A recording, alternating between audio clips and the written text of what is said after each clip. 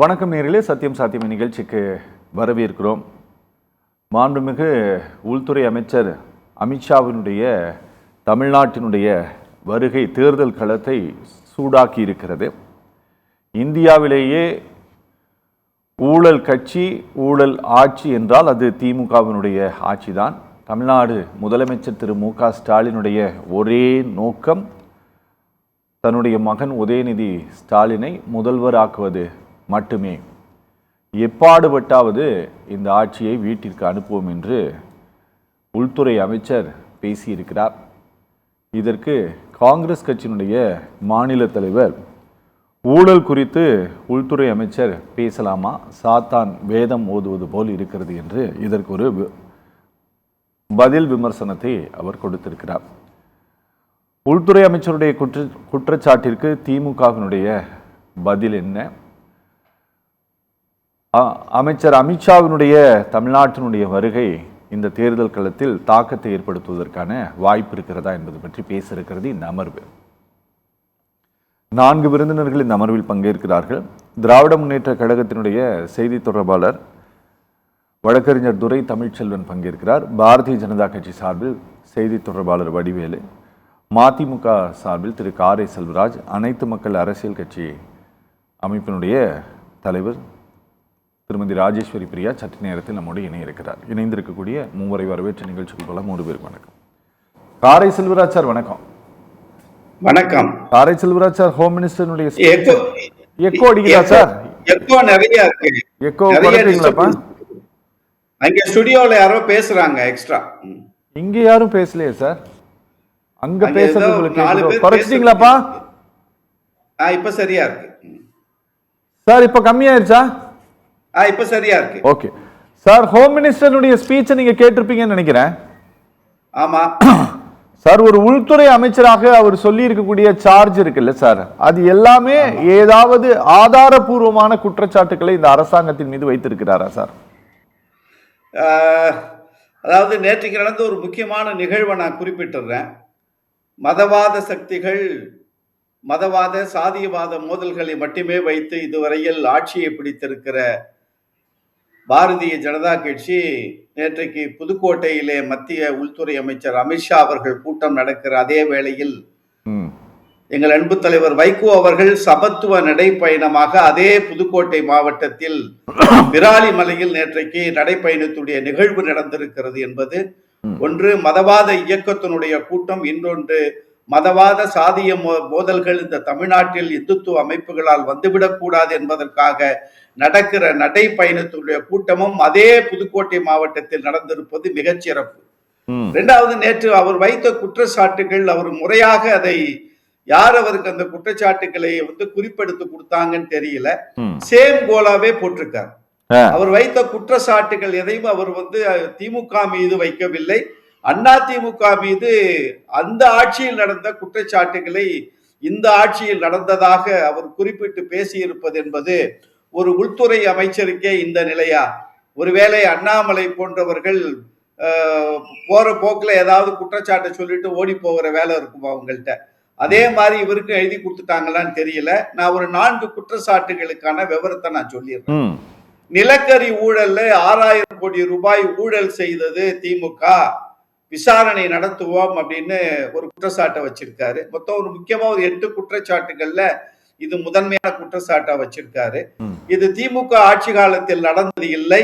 2012 2016 வரைக்கும் அதானியிடம் நிலக்கரி வாங்கியதில் போலி ஆவணங்கள் மூலமாக 2350 ரூபாய் ஒரு டன் என்கிற அளவில் அவர்கள் வாங்கி அதை 7650 ரூபாய்க்கு தமிழ்நாடுக்கு விற்றதாக வழக்கு இருக்கிறது. லஞ்ச ஒழிப்புத்துறை அந்த வழக்கை விசாரித்துக் கொண்டிருக்கிறது. இப்பொழுது 2 வார காலம் 2 மாதங்கள் அந்த லஞ்ச ஒழிப்புத்துறைக்கு நீதிமன்றங்கள் டைம் கொடுத்திருக்காங்க. அதற்குள்ள விசாரித்து அறிக்கை அனுப்பணும்னு. அவர் சொன்ன 6000 கோடி நிலக்கரி ஊழல் அவர் எடப்பாடி அவர்கள் மீது வைத்த குற்றச்சாட்டு. அதை எடப்பாடி அவர்கள் அதிமுக ஆட்சி காலத்திலே, அம்மையார் ஜெயலலிதா ஆட்சி காலத்திலே நடந்த ஊழல் அது. அதற்கு எடப்பாடி பழனிசாமி இன்றைக்கு அவர்கள் கூட்டணியிலே இருக்கிற எடப்பாடி பழனிசாமி அது கூட இப்ப உறுதி இல்லை. மோடி தலைமையிலான என்டிஏ கூட்டணி தான் ஆட்சி அமைக்கும்னு சொல்லியிருக்கார். இன்னைக்கு அதிமுக ஒரு பொருளாவே கருதவில்லை என்பது வேறு. அந்த குற்றச்சாட்டு ஒரு எடப்பாடி அவர்கள் பதில் சொல்லணும். இரண்டாவது, தேர்தல் அறிக்கையிலே கொடுத்த விஷயங்களை திமுக நிறைவேற்றவில்லை என்று ஒற்றை வரியில் ஒரு உள்துறை அமைச்சர் பொய் சொல்லி இருப்பது, உண்மைக்கு புறம்பாக தகவலை கொடுத்திருப்பது என்பது கண்டிக்கத்தக்கது. அவர் அமைச்சராகவே இருக்கட்டும், உள்துறை அமைச்சராக இருந்தாலும் நாம் கண்டிக்கத்தக்கது. நேற்றைக்கே தமிழ்நாடு அரசு திமுக தேர்தல் அறிக்கைகளுடைய நிலை என்பதை குறித்து கொடுத்த தகவலின்படியும் ஆய்வறிக்கைகள் வந்திருக்கிறது. நான் ஒரு 6 மாதங்களுக்கு முன்னாலான ஆய்வறிக்கை அடிப்படையில் 65-72% தேர்தல் வாக்குறுதிகளை திமுக நிறைவேற்றி இருக்கிறது என்றும், அதிமுக ஆட்சி காலத்தில் ஜெயலலிதா அவர் ஆட்சி காலத்திலே கொடுத்த தேர்தல் வாக்குறுதிகளிலே அந்த 5 ஆண்டுகளில் அவர்கள் 45% மட்டும்தான் நிறைவேற்றினார்கள் என்கிற 2 டிஎம்கே அதிமுக இடையிலான அந்த தேர்தல் அறிக்கையினுடைய ஆய்வறிக்கை சொல்லுகிறது. இப்பொழுது 80% தேர்தல் வாக்குறுதிகளை நிறைவேற்றி இருக்கிறோம் என்பது முற்றிலும் உண்மை, 100% உண்மை. இதை மாற்று கருத்தாக மாற்றி பேசினால் ஒவ்வொரு தேர்தல் வாக்குறுதி குறித்தும் புள்ளி விவரத்தோடு பேசுவதற்கு நான் தயார் நிலையில் இருக்கிறேன். முக்கியமாக பாத்தீங்கன்னு சொன்னா, அடுத்ததாக வரவு செலவு டாஸ்மாக் வருமானத்தை மட்டுமே நம்பி இருக்கிறது என்கிற ஒரு அவிழ்த்து விட்ட பொய்யை, உத்தரப்பிரதேசத்தை நோக்கி அவர் கேட்க வேண்டிய கேள்வியை தமிழ்நாடு அரசின் மீதும் திமுகவின் மீதும் குற்றச்சாட்டு வைத்திருப்பது என்பது உள்துறை அமைச்சருக்கே இந்த கதிதானா, அவருக்கே இப்படித்தான் எழுதி கொடுப்பார்களா என்கிற ஒரு கவலையோடு நான் இதை பதிவு செய்கிறேன். 35.5 லட்சம் கோடி மாநிலத்தினுடைய உற்பத்தியில் டாஸ்மார்க்கினுடைய வருமானத்தை எடுத்தால் வெறும் 1.5% மட்டுமே. 1.5% வருகிற வருமானம் என்பது, அதை வைத்துக் கொண்டுதான் தமிழ்நாடு அரசு தன்னுடைய வாழ்க்கையே தமிழ்நாட்டில் ஓட்டுதுன்னு ஒரு உள்துறை அமைச்சர் குற்றச்சாட்டு வைப்பது என்பது உண்மைக்கு புறம்பானது, பொய்யான தகவல், அவர் சரிபார்க்காமல் கொடுத்திருக்கிற தகவல். இரண்டாவது, வருமானம் என்பதில் நீங்க ஒன்றிய அரசு எப்படி என்ன லட்சணத்துல நம்ம ஆட்சி பண்றோங்கிற எண்ணம் முதல்ல அவங்களுக்கு இருக்கணும். 2004 2017 வரை மன்மோகன் சிங் ஆட்சி காலத்தில் மொத்த கடன் அளவு 8 லட்சத்திலிருந்து 80 லட்சமாக உயர்ந்தது. அந்த 10 ஆண்டுகளில் வரவுக்கும் செலவுக்குமான விகிதம், அந்த ஜிடிபிக்கும் டெப்ட் டு ஜிடிபி ரேஷியோ 46% தான் இருந்தது மன்மோகன் சிங் ஆட்சி காலத்தில். ஆனால் 2014 80 லட்சம் கோடியாக இருந்தது, இன்றைக்கு 182 லட்சம் கோடி. வரவிற்கும் செலவு கடனுக்குமான அந்த விகிதம் இன்றைக்கு 63% உயர்த்திய ஒரு நாட்டினுடைய உள்துறை அமைச்சர் தமிழ்நாட்டினுடைய ஒட்டுமொத்த பொருளாதாரத்தையே ஒழுங்காக படிக்காமல், ஒழுங்காக உள்வாங்கிக் கொள்ளாமல், சரியான தகவலை கேட்டு பெறாமல் பதிவு செய்திருப்பதை மிகவும் வருத்தத்தோடு என் கண்டனத்தை பதிவு செய்கிறேன். மூன்றாவது, நான் 2 விஷயம் தான் சொல்லியிருக்கேன். மூன்றாவது, பெண்களுக்கு பாதுகாப்பு இல்லை என்று சொல்லி இருப்பத அவர் பீகார்ல இருக்கிற பாட்னாவில், ராஜஸ்தான்ல இருக்கிற ஜெய்ப்பூர்ல, அவர்கள் ஆட்சி இருக்கிற டெல்லியில் போய் பேசி இருக்க வேண்டியதை தமிழ்நாட்டில் பேசி இருக்கிறார். பெண்கள் பாதுகாப்பற்ற மிக மோசமான நகரங்கள் பட்டியலில் இருப்பது 3 மாநிலங்கள், பீகார், ராஜஸ்தான், டெல்லி. இந்த 3இல் அவர்கள் ஆட்சியில் இருக்கிற மாநிலங்களில் தான் இன்றைக்கு டெல்லியில 1 லட்சம் பெண்களில் 144 பெண்கள் வன்கொடுமைக்கு ஆளாகிறார்கள். இந்தியாவிலேயே மிக கொடுமையாக பெண்கள் பாதுகாப்பற்ற நகரமாக இருப்பது டெல்லி என்பதை உள்துறை அமைச்சர் மறந்துட்டார். இதுல ஒரே ஒரு ஒப்பீடு கொடுத்தேன். ஏன்னா அதிமுக யாரும் இல்ல, திமுக அதிமுக ஆட்சி காலத்துல பாத்தீங்கன்னு சொன்னா பெண்களுக்கு எதிரான வழக்குகள் அதிமுக ஆட்சி காலத்துல ஆவரேஜா எடுத்துக்கின்னா 3900 வழக்குகள் பதிவு செய்யப்பட்டிருக்கிறது ஒரு ஆண்டுக்கு ஆவரேஜா.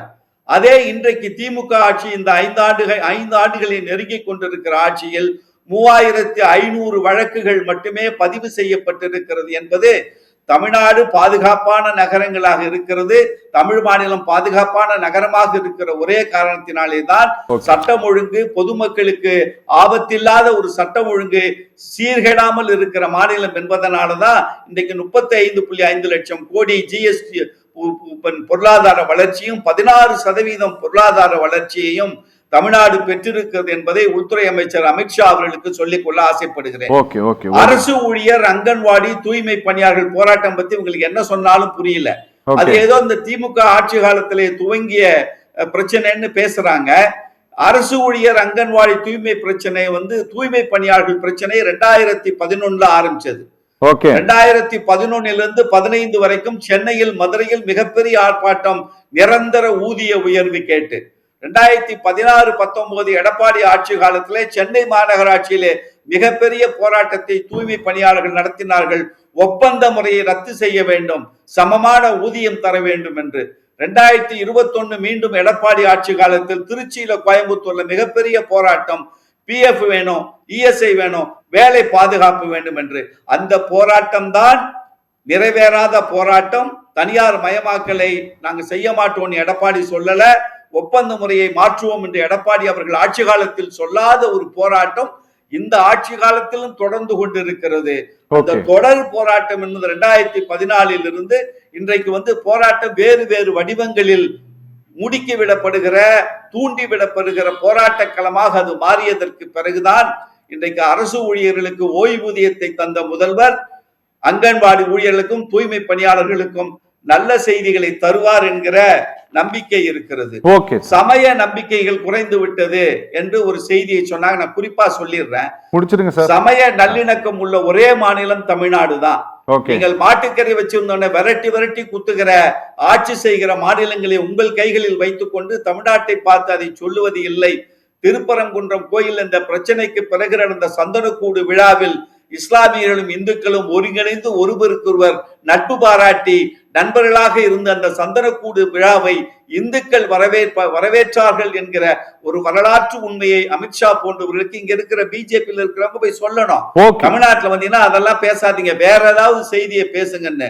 3600 கோயில்களுக்கு குடமுழுக்கு, 7700 கோடி ரூபாய் நிலம் மீட்பு, அன்னதான விரிவாக்கம், 2376 திருமணங்களை இந்து அறநிலையத்துறை நடத்தி இருக்கிறது. 299 கோயில்கள் தமிழ் வழிபாடு நடத்தி இருக்கிற இந்த மாநிலத்தை பார்த்து அவர் வைத்திருக்கிற குற்றச்சாட்டுகள் எல்லாம் பொய்யான குற்றச்சாட்டுகள். அதிமுகவை பார்த்து வைக்க வேண்டிய குற்றச்சாட்டுகளை தவறுதலாக திமுக மீது வைத்து விட்டார் என்கிற என்னுடைய கண்டனத்தை நான் பதிவு செய்கிறேன். Okay sir, okay. ஹோம் மினிஸ்டருக்கு ஸ்பீச் இங்க இருக்கிறவங்க எழுதி கொடுக்கறதா இல்ல வேற யாராச்சும் எழுதி கொடுக்கறதா? இல்லை சார், ஹோம் மினிஸ்டரோட ஸ்பீச்சை யார் எழுதி கொடுக்குறாங்கிறத நம்ம ரெண்டாவது பேசுவோம். நான் மதிமுக சார்பாக பேசின காரை செல்வராஜ் சாருக்கு நான் முதல்ல ஒரு பதில் சொல்லிக்கிறேன். ஏன்னா திமுகவோட உடன்பிறப்புகள் கூட இந்த அளவுக்கு பேச மாட்டாங்க. அதை தாண்டி திமுகவுக்காக அவர் பேசியிருக்காப்புல. நான் சொல்லிடுறேன். ஏன்னா நம்ம அரசியலில் ரொம்ப வரலாறுங்கிறது ரொம்ப முக்கியம். மதிமுகவோட வரலாறு நம்ம ஒரு தடவை பார்த்துருவோம். வைகோ அப்படிங்கிற மதிமுகவோட தலைவர் வைகோ எங்கே வந்தார் அப்படின்னு பார்த்தீங்கன்னா திமுகலேருந்து வந்தார் அப்படிங்கிறது நம்ம எல்லாருக்குமே தெரியும். திமுகலேருந்து ஏன் வைகோ வெளியில் வந்தார் அப்படின்னு பார்த்தீங்கன்னா, திமுகல குடும்ப வாரிசு அரசியல் குடும்பம் அடுத்த திமுகவோட தலைவருக்கு அப்புறம் அவரோட மயனுக்கே முன்னுரிமை கொடுக்குறாங்கிறதுக்காக தான் அவர் வெளியில வந்தார். அப்படி வெளியில அவர் வெளியில வந்ததுக்காக 13 பேர் தற்கொலை பண்ணி செத்தாங்க. வைகோ கட்சியில நீக்கிட்டாங்க அப்படின்னு சொல்லி பாடுபட்டவங்க எல்லாம் பல பேர் இருக்கையில வைகோ கட்சி தனி கட்சி ஆரம்பித்த அவர் இன்னைக்கு அந்த கட்சியில அடுத்த அரசியல் வாரிசா யாரை கொண்டு வந்திருக்காருன்னா அவரோட மயன் துரை வையாபுரியவே அரசியல் வாரிசா கொண்டு வந்திருக்காரு. சரி, நீங்க தனி கட்சி ஆரம்பிச்சீங்க, நீங்க பெரிய லெவலில் நீங்க திமுக அரசியல் ஆரம்பிச்சு நீங்க பெரிய லெவலில் வந்துட்டீங்களா அப்படின்னு பாத்தீங்கன்னா ஒரே ஒரு எம்பி சீட் கேட்டு வாங்குறாரு. அந்த ஒரு எம்பி சீட்டு அவரோட பையனுக்கே கொடுத்துட்டாரு. தன்னோட அரசியல்ல தன்னோட வாழ்நாள் முழுவதும் அரசியல் கட்சிக்கு மதிமுகவுக்காக வைகோக்காகவே கட்சியில் இருந்த பல பேர், நம்ம முக்கியமா சொல்ல போனோம்னா இன்னைக்கு மயிலை அவர் பேர் அவரெல்லாம் நீங்கள் பார்த்துக்கிட்டிங்கன்னா அவர் கட்சியிலேருந்து நீக்கி இன்னைக்கு அவர் வெளியில் போகிற ஒரு சூழ்நிலை கிரியேட் பண்ணி கொடுத்துட்டாங்க. அப்படி நீங்கள் அரசியலில் நீங்கள் பின்னோக்கி பார்த்தீங்க அப்படின்னா இன்னைக்கு சாராயம் ஒழிக்கணும்னு சொல்லி நடைபயணம் போகிற வைகோ அவர்கள் அந்த சாராயத்தை ஒழிக்கணும்னு சொல்லி அவரை கூப்பிட்ற யாருன்னு பார்த்தீங்கன்னா முதலமைச்சர். அவர் நினைச்சா ஒரு நிமிஷத்தில் ஒரு கையெழுத்து போட்டு இன்னைக்கு சாராய கடைகளை மூடிடலாம். சார் சொல்கிற மாதிரி வெறும் 1% தான் அதில் வருமானம் வருதுன்னா அதை மூடுறதுக்கு உங்களுக்கு என்ன பிரச்சனை? 1% தானே அதில் வருமானம் வருது, அதை மூடிட்டு போக வேண்டியதானே நீங்கள்? ஏன் அதை மூட மாட்டேங்கிறீங்க?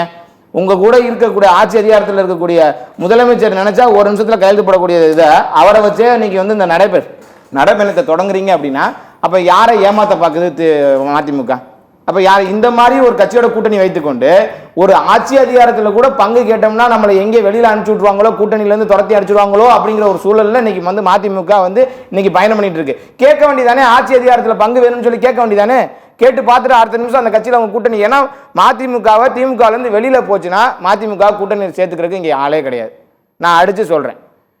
அந்த பங்கு முதல்ல எடப்பாடி பழனிசாமி தரன்னு சொல்லிட்டாரு. ஒரே அவர் பேசி அதாவது நான் சொல்லிடுறேன் சார், எங்க எடப்பாடி NDA நாங்க பழனிசாமி திரும்ப ஒரே எங்க- பாஜகவுக்கு தரன்னு சொல்லிட்டாரா? தமிழ் எங்களோட கொஞ்சம் இருங்க, அவர் உள்துறை பேச- அமைச்சர் நேத்து கூட தெளிவா சொல்லிட்டாங்க. சார் கேட்டாங்க யாரு எழுதி கொடுப்பாங்கன்னு கேட்டாங்க. எங்க உள்துறை அமைச்சர் தெளிவா சொல்லிட்டாங்க, தேசிய ஜனநாயக கூட்டணி நீங்க சொல்லிட்டு இருக்கீங்க யார் பழனிசாமி என்ன ஏத்துட்டாரா? சார் எங்க நாங்க சொல்றது பழனிசாமி என்னோட- என்னோட தலைவர் coalition government நான் கொஞ்சம் என்னோட விடுங்க. தலைவர் என்ன சொல்றாரோ அதுக்கு நான் தமிழ், பேச வந்திருக்கேன். கொஞ்சம் விடுங்க அவர் பேசி ஏன்னா இன்னைக்கு முடிச்சதுக்கு அப்புறம் இல்ல திமுக பொறுத்த வரைக்கும் ஒரு உண்மையை சொல்லிட்டோம்னா உடனே அவங்களால முடியாது. இல்ல, பழனிசாமி என்ன ஏத்துக்கிட்டாரா? சார், எங்க தலைவர் என்ன சொன்னாரு? கூட்டணி ஆட்சியில இல்ல, பாஜக, அமித் ஷா 6 மாசமா கத்திட்டு இருக்காரு. எனக்கு பழனிசாமி என்ன ஏத்துக்கிட்டாரா? சார், பழனிசாமி என்ன ஏத்துக்கலையா?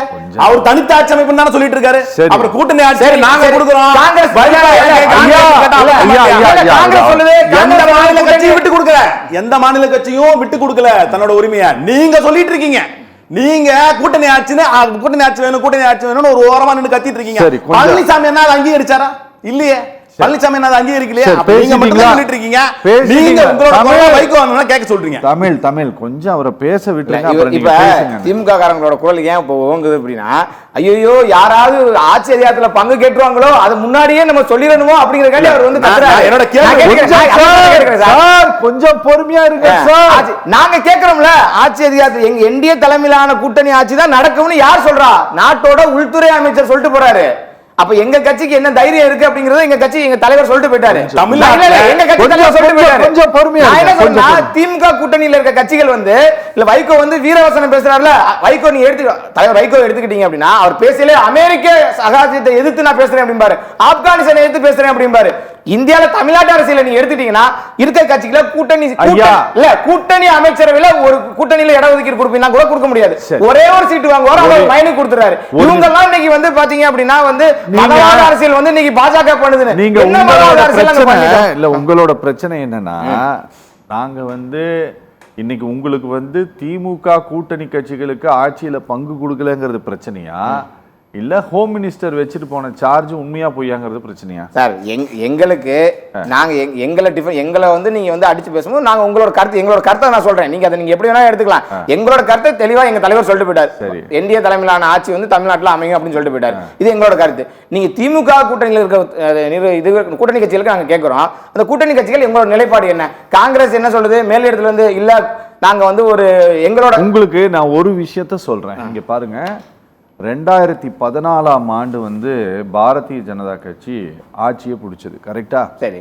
இன்னைக்கு 2026 வந்துருச்சு, 26 வந்துருச்சு. கிட்டத்தட்ட சரியா 11 ஆண்டுகள் பூர்த்தி அடைஞ்சிச்சு. இந்த 11 வருஷத்துல சென்ட்ரல் பியூரோ இன்வெஸ்டிகேஷனாக இருக்கட்டும் அல்லது என்ஃபோர்ஸ்மெண்ட் டைரக்டரேட்டாக இருக்கட்டும், இவங்க திமுகவை சேர்ந்த யாராவது ஒருவருக்கோ அல்லது காங்கிரஸ் கட்சியை சேர்ந்த யாராவது ஒருவருக்கோ கன்விக்ஷன் வாங்கி கொடுத்துருக்காங்களா? நான் சொல்றேன், நீங்களே சொல்லுங்க. கன்விக்ஷன் வாங்கி கொடுத்துருக்காங்களா? இல்ல. 11 வருஷம் நீங்க தான் இருக்கிறீங்க, என்ன பவர்ஃபுல்லா இருக்கிறீங்க, அசைக்க முடியாத அதிகாரத்தில் இருக்கிறீங்க. யாராவது ஒருத்தருக்கு சொல்றேன், திமுக கூட விடுங்க, காங்கிரஸ் ஆச்சும் பெரும்பாலான நீங்க இங்க இங்க நின்னுகிட்டு ஊழல் கட்சி தண்டனை வாங்கி கொடுங்கன்னு தானே நாங்களும் சொல்றோம். நாங்க தெளிவா சொல்றோம் சார். இப்ப யாருக்குமே வந்து எல்லாரும் நிரபராதின்னு யாருக்கா சொல்லிருக்காங்களா? நீங்க அதை சொல்லிருங்க. நான் அதை கேட்கிற பதில இந்த 11 வருடத்துல வழக்கு பதியப்பட்டு எத்தனை திமுக அமைச்சர்கள் 17 திமுக அமைச்சர்கள் மேல வழக்கு இருக்கு. யாராவது நிரபராதின்னு சொல்லிட்டாங்களா? நிரபராதின்னு யாராவது சொல்லிருக்காங்களா? நிரூபிக்கப்படாத இருக்கு. நீங்க கேட்ட கேள்விக்கு நான் பதில் சொல்லிட்டேன். யாருக்காவது நிரபராதின்னு சொல்லியிருக்காங்களா? இல்ல. இப்ப செந்தில் பாலாஜி 1.5 வருஷம் ஜெயில இருந்தாரு, ஓகேங்களா? அவரோட கேஸ் நிலுவையில தான் இருக்கு. அவருக்கு இன்னும் அவர் நிரபராதின்னு வெளில வரலையே. இன்னும் வந்து இப்ப வந்து KN நேரு மேல வழக்கு பதியப்பட சொல்லியிருப்பாங்க. வழக்கு பதிஞ்சுட்டாங்க. நல்லா கேளுங்க. மா சுப்பிரமணிய சிப்காட் நிலத்தை அவங்க ஒய்ஃப் போட்டாங்கன்னு வழக்கு இருக்கு. அவங்க மேல அவர் வந்து இப்ப குற்றவாளி இல்லைன்னு தீர்ப்பு வந்துருச்சா? இல்ல வந்து ஐப்பெரியசாமி மேல வந்து வழக்கு இருக்கு, அவர் வந்து குற்றவாளி இல்லைன்னு சொல்லி தீர்ப்பு வந்துருச்சா? எல்லார் மேலையும் வழக்குகள் நிலுவையில் இருக்கின, வழக்குகள் நடந்துகிட்டு இருக்கின. நீங்க சொல்ற மாதிரி நீங்க சொன்னீங்க, உங்களுக்கே தெரியும், ஒரு குற்ற வழக்கு அதுவும் ஊழல் வழக்குலாம் வந்து ஒரே நாளை விசாரிச்சு அடுத்த நாள் தீர்ப்பு சொல்ல முடியாது. கொலை வழக்குகளுக்கே 10 வருஷம் 15 வருஷம் ஆகுது தீர்ப்பு சொல்ல. அந்த வழக்குகள் நடந்துகிட்டு இருக்கு. நீங்க வந்து யாரும் விடுதலை வாங்கிட்டாங்க, எல்லாரும் திமுக மேல இருக்கவங்க ஊழலற்றவங்க அரசாங்கம் சொல்ல ஊழல் குற்றவாளி சொல்லிட்டு சார்ஜஸ், இந்த கிரிமினல் சார்ஜஸ் இருக்கிற எம்பிஸ்ல எடுத்துக்கிட்டா அதிகமா பிஜேபி பேர்ல தான் இருக்குது சார். நான் அதான் சொல்றேன் சார். நான் சொல்றேன் இதே சார்ஜஸ் சொல்றேன். சொல்றேன். நீங்க சார்ஜஸ் பேஸ் பண்ணாதீங்க. நீங்க பவர்ஃபுல்லா வந்து இவங்க இப்ப நீங்க திமுகவை நீங்க ஊழல்வாதின்னு சொல்லுங்க, திருடன் சொல்லுங்க, என்ன வேணா சொல்லிட்டு போங்க, எங்களுக்கு பிரச்சனை இல்ல. சரி. ஆனா நீங்க உங்க கையில அதிகாரம் இருந்து நீங்க ஒரு ஆளை இதுவரை நிரூபிக்கலையே சார். வழக்கு இப்ப என்ன நிரபராதி யாரும் சொல்லியாச்சு. வழக்கு நடந்து 1.5 வருஷம் ஜெயில இருந்தாரு. நீதிமன்றத்துல போச்சா பாருங்க. இடி கேஸ மென்ஷன் பண்ணாதீங்க.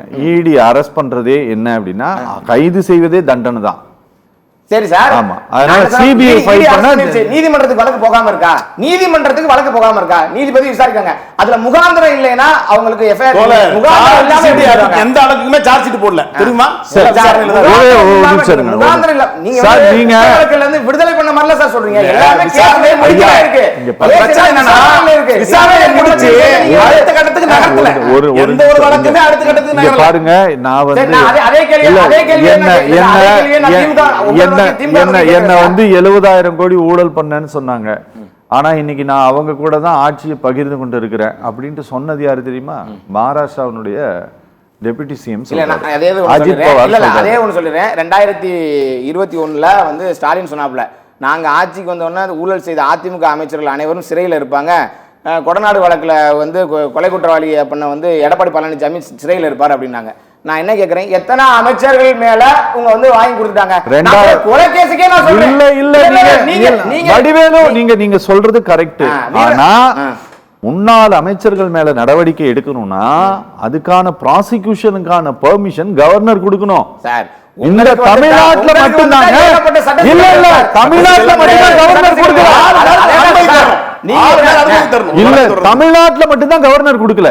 கவர்னர் கொடுக்கலங்கிறதுனால கவர்மெண்ட் சுப்ரீம் கோர்ட்டுக்கு போய் சண்டை போட்டு இருக்குது கவர்னரோட ஒப்புதல் வாங்குறதுக்கு.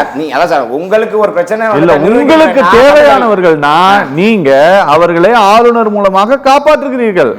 ஆனா அதிகாரம் இருக்கும்போது நீங்க எதிர்கட்சிகளை சார்ஜ் பண்றீங்க.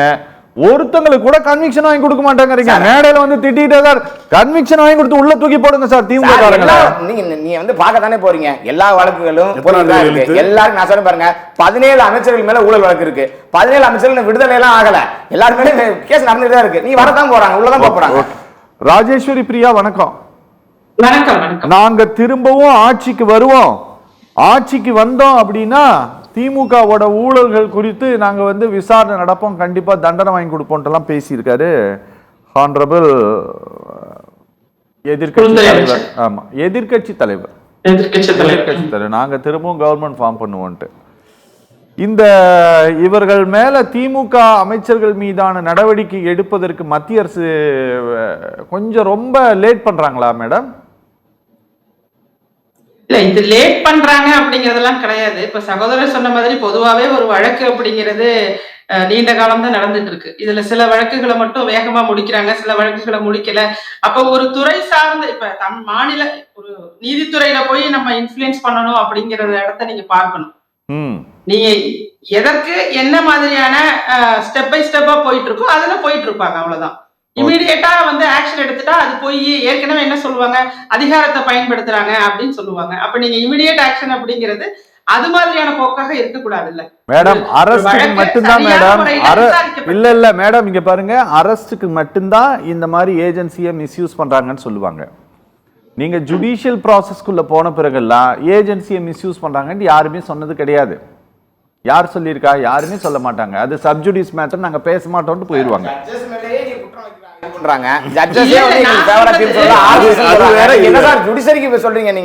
நீதிபதிகள் மேலேயே குற்றச்சாட்டு திமுக வைக்குது சார். மேடம் பேசலாம் ப்ளீஸ். அதனால இந்த வழக்குகளுக்கு கன்விக்ஷன் வாங்கி கொடுக்கணும், கண்டிப்பா உள்ள தூக்கி போடுங்க அப்படின்னு நீங்க சொல்றத நான் வரவேற்கிறேன். உண்மைதான், நீங்க சொல்லக்கூடிய ஒரு நிகழ்வு நடக்காம இருக்க போறதில்ல, கூடிய விரைவில் நடக்க போகுது. அது வந்து அதற்கான முகாந்திரமே இல்ல, வழக்குகளே இல்ல, எந்த வழக்கும் பெண்டிங்ல இல்ல, அந்த மாதிரி ஒரு சூழ்நிலை இருந்தா நீங்க கேட்கறது நியாயம். இப்ப வழக்குகள் இருக்கு, அதோட தொடர்ச்சியான நடவடிக்கைகள் நடந்துகிட்டு இருக்கு. கண்டிப்பாக அவர்களை விரைவில் நம்ம சிறையில பார்க்கலாம் அப்படிங்கிறது உண்மை. திரு இபிஎஸ் அவர்கள் சொல்றது போல அடுத்த முறை ஆட்சிக்கு வந்து நாங்க அவர்களை இன்னும் மிச்சம் மீதி இருக்கிற ஊழல்வாதிகளையுமே நாங்க வந்து யாராருன்னு பார்த்து அவர்களையும் கண்டுபிடிப்போம் அப்படிங்கிறது அதற்கு அர்த்தம். ஓகே. இன்னைக்கு இருக்கிற 13 பேர் 15 பேர்லாம் இல்லாம இன்னும் நிறைய இருக்காங்க. அடித்தட்டுல இருந்தே நிறைய ஊழல்வாதிகள் இன்னைக்கு உருவாகி இருக்காங்க. இன்னைக்கு தமிழகத்துல போதைப் பொருள் புழக்கத்திற்கு கூட அதிகமாக காரணமானவர்கள் திமுகவோட ஒத்துழைப்போட நடக்கிறதெல்லாம் நம்ம கேள்விப்படுறோம். களத்துல கேள்விப்படுறதான் சொல்றேன்.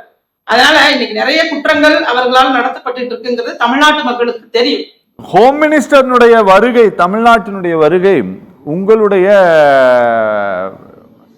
உங்களுடைய கூட்டணிக்கு கூடுதல் பலத்தை சேர்க்குமா மேடம்? பலம் அப்படிங்கிறதுங்க, கூட்டணி பலம் அப்படிங்கிறது நிச்சயமாக ஒவ்வொரு அரசியல் கட்சியும் தன்னுடைய பொதுக்கூட்டங்களையும் மாநாட்டையும் போடும்போது அந்த கட்சி உள்ள கூட்டணிக்கு ஒரு கூட்டம் வந்து ஆதரவு கொடுக்குறாங்கிறது தான் ஒரு பலமே தவிர, இப்ப அதிமுக வந்து ஒரு பிரதான எதிர்கட்சியாக இருக்கு. அப்படி இருக்கும்போது அது பிரதானமான நல்ல கட்சி. நிறைய அவர்கள் வந்து இந்த டிபெண்ட் பண்ணி அப்படிங்கறதெல்லாம் தவிர தனித்துவமா நாங்க வருவோம் அப்படிங்கறதையும் அவங்க வலியுறுத்திட்டு இருக்காங்க. நீங்க அதையும் பாப்பீங்கன்னு நினைக்கிறேன். தனிப்பெரும்பான்மையோட நாங்க ஆட்சி அமைப்போம் அப்படிங்கறதையுமே எதிர்கட்சி தலைவர் அவர்கள் சொல்லிட்டு இருக்காரு. கூடுதல் பலம் அப்படிங்கிறது நிச்சயமாக இருக்கும் தான். பலம் இருக்காதுன்னு அரசியல்ல வந்து ஒரு கூட்டணி கட்சியா அறிவிக்கப்பட்ட கட்சிக்கு ஒரு மத்தியில இருந்து ஒருத்தர் வராங்க அப்படிங்கும் போது அது கூடுதல் பலமாகத்தான் அமையும். அவங்களை என்கரேஜ் பண்ற மாதிரி இருக்குல்ல, உற்சாகப்படுத்துற மாதிரி இருக்கும். அவங்க கட்சியை சார்ந்தவர்களை உற்சாகப்படுத்துவதற்கு தலைவர்கள் வரும்போது அந்த உற்சாகம் இருக்கும். நிச்சயமாக அது ஒரு கூடுதல் பலத்தை தான் கொடுக்கும். அதிலையும் குறிப்பா அவர்கள் பேசக்கூடிய அப்படின்னு பார்த்தா, அவங்க நம்ம மாநில அரசியல்ல இன்னைக்கு ஆளுங்கட்சியாக இருக்கக்கூடிய திமுகவை சாடி குடும்ப ஆட்சியை குறித்து பேசுறது, நீங்க உதயநிதியை வந்து நீங்க வந்து முதல்வராக்கணும், உதயநிதியை வளர்க்கறது தான் உங்களோட வேலை, இதுக்கு நாங்க முற்றுப்புள்ளி வைக்கணும், இதெல்லாம் வந்து உண்மையாகவே எல்லோரும் சிந்திக்க வேண்டிய ஒன்று தானே. ஒரு ஜனநாயக முறையே இல்லாம ஒரு கட்சி வந்து தன்னுடைய குடும்ப வாரிசுகளை மட்டுமே மையப்படுத்துறதை வந்து எதிர்க்கிறது நல்ல விஷயம் தானே. Okay madam, okay. ஹோம் மினிஸ்டருடைய குற்றச்சாட்டுகளுக்கு டிஎம்கே ஏதாவது அஃபிஷியலாக பதில் சொல்லியிருக்காங்களா சார்? எனக்கு செல்வ பெருந்தகை பதில் சொன்னதை நான் பார்த்தேன். நான் திமுக ஏதாவது ஆன்சர் பண்ணியிருக்காங்களா? பண்ணியிருக்காங்க. இல்லை நீங்கள் பிஸியாக இருக்கிறீங்களா? இல்லை, முதல்ல நான் அதுக்கு பதில் சொல்கிறேன். நீங்களே பதில் சொல்லிடுறீங்க? பதில் சொல்கிறேன். சரி. அதிமுகவோட கூட்டணி வச்சுக்கிட்டு ஊழலுக்கு எதிராக ஒரு கருத்தை உள்துறை அமைச்சர் அமித்ஷா இங்கே வந்து சொல்கிறார். யார் அவங்க அப்படின்னா, ஊழல் வழக்கில் கைது செய்த முதலமைச்சர் அம்மையார் ஜெயலலிதாவை சார்ந்த கட்சியை கூட்டணி. அந்த கூட்டணியில் இருந்துட்டு ஊழல் செஞ்சுட்டாங்கன்னு திமுகவை பார்த்து விமர்சிக்கிறது ரொம்ப கேலி கூத்தாரு. ஊழலுக்கு புது கண்டுபிடிப்புகள்லாம் கண்டுபிடிச்சிட்டு இருக்குது பாஜக. தேர்தல் பத்திர ஊழல் என்னாச்சு? நிர்மலா சீதாராமனோட கணவர் சொல்றார், இது ஒரு விசித்திரமான ஊழல். இது தேர்தல் பத்திர திட்டத்தால் ஆர்பிஐயே வந்து பாஜகவுக்கு உதவி செய்யுது அப்படின்னு நிர்மலா சீதாராமனோட கணவர் பிரபாகர் சொல்றார். நீங்க யாருக்கு எதிராக ஒரு ஊழல் குற்றச்சாட்டை சொல்றீங்க?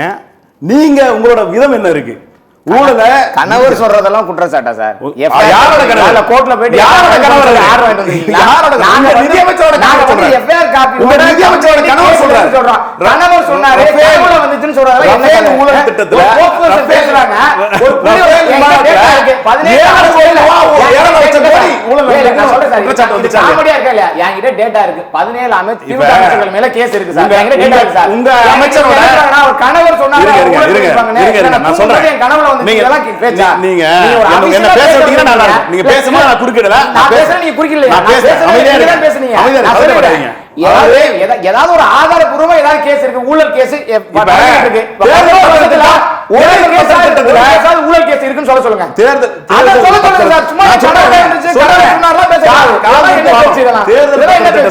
மோசடி நடந்திருக்கு, ஆர்பிஐ வழிவகுக்குதுன்னு ஆர்பிஐயோட கவர்னர் சொன்னாரா இல்லையா? நானு அந்த கவர்னர் பாப்பி சிட்டில இருக்காரா? இங்க பாருங்க, அந்த கவர்னர் இருக்காரா? ஒரே என்ன கேஸ் இருக்கா? கோர்ட்ல போய் ஏதாவது எஃப்ஐஆர் ஒரு நிமிஷம் பாருங்களேன். இங்க பாருங்க, இங்க ஸ்டேட் கவர்மெண்ட்ல ஒரு அரசு அலுவலகத்துல போய் ஒரு ரெய்ட் நடத்தி அங்கிருந்து பணத்தை பறிமுதல் பண்ணா அதற்கு சம்பந்தப்பட்ட அமைச்சருடைய தூண்டுதல்ல தான் அதிகாரிகள் லஞ்சம் வாங்குறாங்கன்னு நீங்க சார்ஜ் பண்றீங்க. கரெக்டா நான் சொல்றது? ஆமா தானே? ஆனா இராணுவத்திற்கான கொள்முதலுக்காக ஒரு கர்னல் வந்து சமீபத்தில் கூட கைது பண்ணியிருக்கு சிபிஐ. அப்போ இதுக்கெல்லாம் அதிகாரிகள் காரணம். யூனியன் லெவல்ல நடக்கக்கூடிய அரெஸ்ட்டு, சர்ச்சு, பணம் சீசிங்கு, இது எல்லாத்துக்கும் ஆபீசர்ஸ் காரணம். ஸ்டேட்ல நடந்ததுன்னா அமைச்சர் காரணம். நான் என்ன கேக்குறேன், நான் சொல்றேன் அப்படிதானே? உங்களுடைய விளக்கம் சொல்லிடுறேன். அதுக்கு நல்லா கேட்டுங்க, அதை அரெஸ்ட் பண்ணதுமே மத்திய அரசாங்கத்துக்கு கீழே இருக்கக்கூடிய ஒரு ஏஜென்சி தான், ஓகேங்களா? நாங்க மூடி மறைக்க நினைக்கல, ஒரு ஊழல் நடந்திருக்குன்னா அதை அரெஸ்ட் பண்ணதான் நினைக்கிறாங்க. அவர் அதை அரெஸ்ட் பண்ணவர் வந்து வாக்குமூலம் கொடுக்கலாமே, இந்த அமைச்சரோட தலையீடு இருக்குன்னு சொல்ல வேண்டியதானே? எதுவும் இல்ல, அங்க எதுவும் இல்லாதனால எதுவும் குற்றம் நடத்தல. இங்க நான் என்ன கேட்டேன், நான் தெளிவா கேட்டுக்கிறேன், இங்க திமுக பொறுத்த வரைக்கும் அந்த மாதிரி நீங்க கேஸ் கிடையாது. இங்க ஊழலே எப்படி நடக்குதுன்னா அமைச்சர்கள் புஷ் பண்றாங்க. ஒரு தடவை கூட இல்ல. நான் சொல்றேன், நான் அமைச்சர்கள் தான் அதிகாரிகள், நீங்க வந்து அப்படியே மாத்தி பேசுறீங்க. திமுக வந்து முழு பூசணிக்காய் வந்து சோத்துல படைக்க நினைக்குது. அது மக்களுக்கு தெரியும், அவசியம் இல்ல. இப்ப ரஃபேல் ஊழல், விமான ஊழல் எவ்வளவு நடந்ததுன்னா 7.5 லட்சம் கோடின்னு சிஏஜி அறிக்கை சொல்லு. நாங்க சொல்லல, அது சிஏஜியோட அறிக்கை 7.5 லட்சம் கோடி ஊழல் நடந்திருக்கிறதுக்கான வாய்ப்பு இருக்குன்னு சொல்லு. வாய்ப்பு இருக்கு. என்ன சார் இது? வாய்ப்பு இருக்கு. நான் முடிக்கிறேன். நான் முடிச்சா உங்க வாய்ப்பு மாதிரி பேசுறீங்க. வாய்ப்பு சொல்லுங்க சார். சிஏஜி தானங்க சொன்னது. அன்னைக்கு சொல்றீங்க, டேட்டாவோட சொல்லுங்க. டேட்டாவோட தான் சொல்ல. சிஏஜி சொல்லிருக்கா, அப்புறம் நான் என்ன சொல்ல? டேட்டா எப்படி டேட்டா கொடுப்பாங்க? சிஏஜி கிட்ட கேளுங்க, நீங்க தான வச்சிருக்கீங்க. என்ன அது பைத்தியக்காரத்தனமா இருக்கு? 7 லட்சம் கோடி 4800 கோடி நெடுஞ்சாலை ஊழல் வந்து பழனிசாமி அண்ணன் மேல சிபிஐ வழக்கு தொடர்ந்திருக்கு. இல்ல, அந்த கேஸே வாபஸ் வாங்கிட்டாங்க. ஏங்க நீங்க வேற அந்த வழக்கு அதுல எதுவும் முகாந்திரம் இல்ல சார், இல்லாத சொல்லிட்டு இருக்காரு சார். அந்த வழக்கு விசாரணை நடந்துச்சா? எதுக்கு வாபஸ் வாங்கினாங்க? என்ன காரணத்துக்கு? அந்த கேஸ்ல வந்து ஒன்னும் பிரைமா ஃபேசி அவருக்கு எதிராக இல்லன்ட்டு கோர்ட்ல சொல்லிடுச்சு இல்ல தமிழ்நாடு கவர்மெண்ட். தமிழ்நாடு கவர்மெண்ட் சொல்லல, சிபிஐ விசாரணை நடந்தது. என்னாச்சு? சிபிஐ விசாரணைகள்லாம் தான் ஸ்டே கொடுத்துட்டாங்க. அவர் சுப்ரீம் கோர்ட்ல போய் வாங்கிட்டாரு சார். அப்டேட்டா இல்ல அப்டேட்ல தான் இருக்கும். 4800 கோடி ரூபாய் ஊழல் பேசப்பட்டது. இப்ப தெர்மாக்குள் ஊழல் அதிமுக ஆட்சியில் பேசப்பட்டது. ஒரு இனிப்பு வழங்குறதுல அப்ப இருந்த ஆவின் பால்வளத்துறை அமைச்சர் மேல ஊழல் பேசப்பட்டது. கொரோனா டயத்துல உபரி பாகங்கள் வாங்கினதுல, மாஸ்க் வாங்கினதுல, சானிடைசர் வாங்கினதுல பெரும் ஊழல் நடந்துச்சுன்னு விஜயபாஸ்கர் மேல மத்திய ஒன்றிய அரசாங்கம் குற்றம் சாட்டி. சரி, என்னோட எல்லா குற்றத்தையும் செஞ்சதெல்லாம் நீங்க. ஒரு குற்றம் திமுக மேல, ஒரு குற்றம் நீங்க சொல்றீங்கல்ல பிரைம் ஆஃப் அபிஷியல்னு, ஒரு குற்றம் திமுக மேல ஆணித்தனமா சொல்லுங்க. நான் என்ன கேட்கிறேன், இந்த மாதிரி சார்ஜஸ் எல்லாம் எந்த வகையிலாவது திமுகவினுடைய ஓட் பேங்கை அஃபெக்ட் பண்ணணும்னு நீங்க நினைக்கிறீங்களா? எந்த விதத்திலையும் திமுகவை இது அஃபெக்ட் பண்ணாது. ஏன்னா நீங்க இந்தியா முழுக்க என்ன செஞ்சிட்டு இருக்கீங்கன்னு மக்களுக்கு தெரியும். இந்தியா முழுக்க உங்களோட ஏஜென்சியை வச்சு, இடி வச்சு, சிபிஐ வச்சு, ஐடி வச்சு நீங்க என்னென்ன செஞ்சிட்டு இருக்கீங்க, எந்தெந்த மாநிலத்துல உங்களுக்கு ஒன்றியத்துல மாநிலத்துல ஆள்ற மாநில கட்சிகளுக்கு எதிராக என்னென்ன வெப்பனை நீங்க எடுப்பீங்கன்னு இந்தியா முழுக்க மக்களுக்கு தெரியும். அதனால இது எந்த இடத்துலயும் பாதிக்காது. இந்தியா முழுக்க இவங்க அப்படி ஒரு இமேஜ் கட்டமைச்சிருக்காங்க. அப்படி யாரு தொடர் வெற்றி?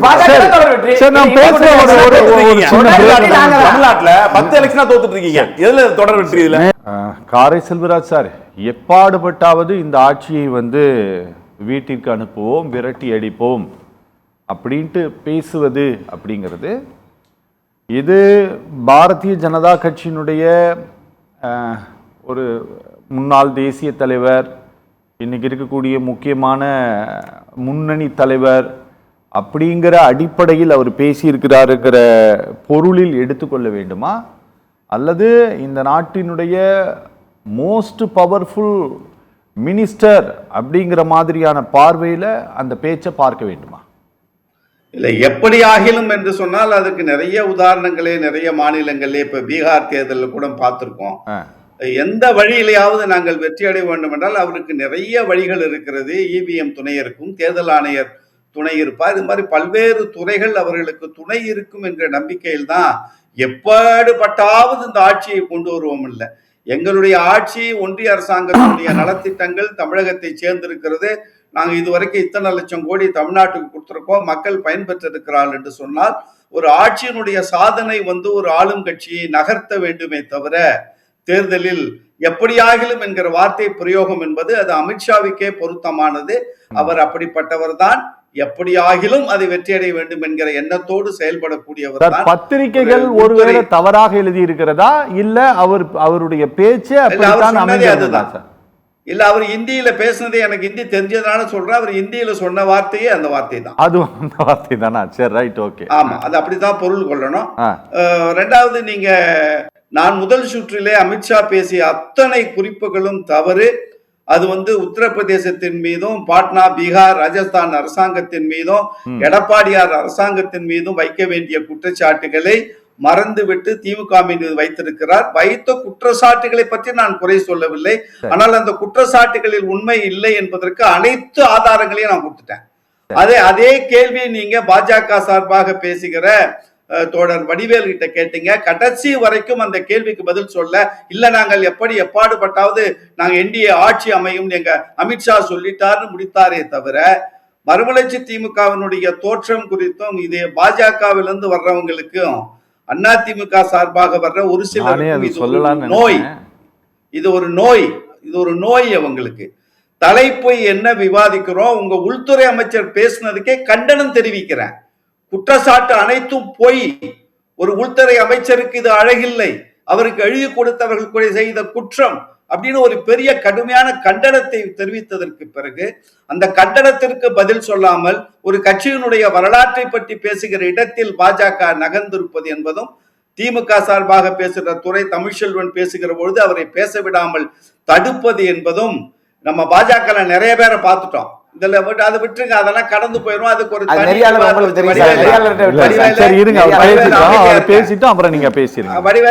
வடிவேல் நீங்க அமைதியா இருங்க. நான் பேசுறதுக்கு கண்டனம், உள்துறை அமைச்சர் மீது கடுமையான கண்டனத்தை தாராளமா கண்டனத்தை தெரிவிச்சுங்க சார். இது வந்து ஜனநாயக கட்சி, கண்டனத்தை தெரிவிச்சுட்டு நீங்க நடைபயணம் போங்க, சாராயத்தை ஒழியறதுக்கு நடைபயணம் பண்ணுங்க. அதாவது என்னோட ஒரே ஒரு சார், திரு ராமதாஸ் ஐயா கூட தன்னோட கட்சிக்காரங்களுக்கு தன்னோட சமுதாயத்தை சார்ந்தவங்களுக்காக இடஒதுக்கீடு வாங்கி கொடுத்தார் சார்.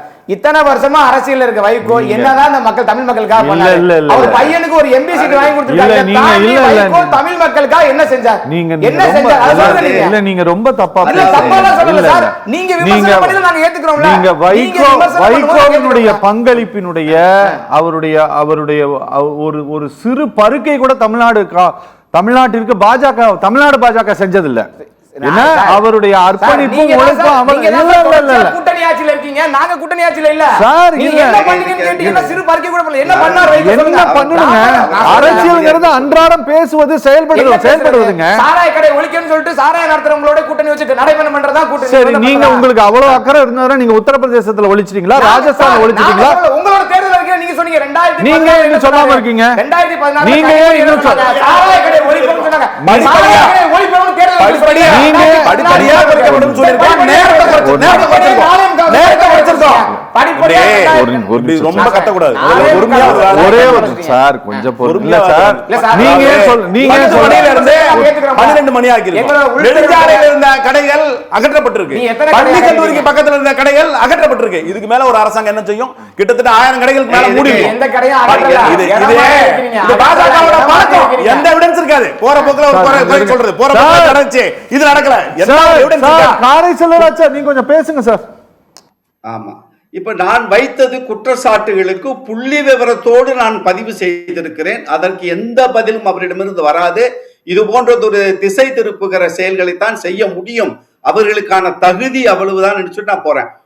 ஊழல் என்றார நான் கேட்கிற ஒரு 10 பேரோட பேரை வாசிக்கிறேன். தம்பி வடிவேல் அவர்களுக்கு ஞாபகம் இருந்தா அவங்க எல்லாம் யாரு, அவங்க எல்லாம் என்ன ஊழல் செஞ்சாங்க, எப்பொழுது பாஜக சேர்ந்தாங்கன்னு விவரத்தையாவது சொல்றீங்களா? அமரீந்தர் சிங் ஞாபகம் இருக்கிறதா? குறுக்கால வர வேணான்னு சொல்லுங்க. நான் ரொம்ப சீரியஸாக விவாதத்திற்கு நிறைய தயாரிப்புகளோடு வருபவன்.